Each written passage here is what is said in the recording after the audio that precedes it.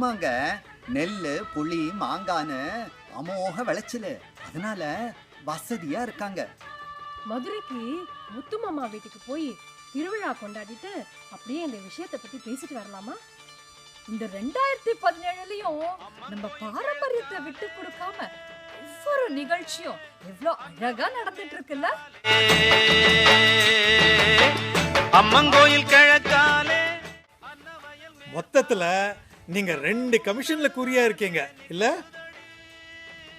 நான் கட்டிக்க போற பொண்ணு என் கூட கிராமத்துல வந்து செட்டில் ஆக ரெடியா இருக்கணும். குப்புரத்தனம், உன்னோட கல்யாண தரகர் வேலை எப்படி போயிட்டு இருக்கு?